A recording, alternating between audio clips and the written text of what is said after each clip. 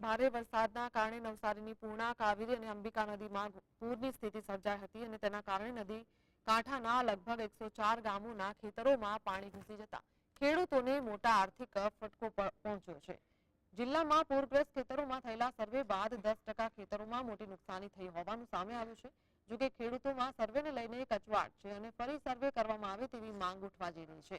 સર્વેમાં જિલ્લામાં 41,000 થી વાવેતરમાં 1,970.50 હેક્ટરમાં પૂરની અસર થઈ હતી, જેમાંથી સરકારી નિયમાનુસાર 262 હેક્ટરમાં 33%થી વધુ નુકસાન જોવા મળ્યું છે, જેથી જિલ્લાના 483 ખેડૂતોને 45 લાખથી વધુનું નુકસાન આંકવામાં આવ્યું છે અને સરકારમાંથી સહાય મેળવવા રિપોર્ટ કરવામાં આવ્યો છે.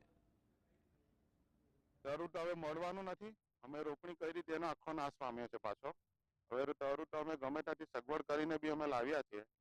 જો પાછી રોપણીનું કંઈ થાય તો મેળ પડે, નહીં તો હવે સરકાર તરફથી જો એમને યોગ્ય વળતર કે એનું કંઈ મળે તો એટલી મહેરબાની.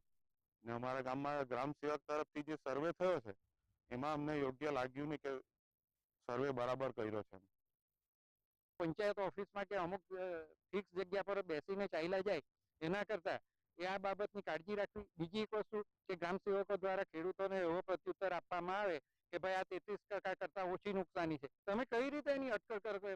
એકવાર તમે સર્વે કરો, જે ખેડૂત તમને કહે એનું તમારી જવાબદારી બને, અને તમે કલાકમાં આખા ગામનો સર્વે કરીને નીકળી જવાની વાત રાખો પોતાનો સ્વાર્થ માટે, એટલે એ બાબત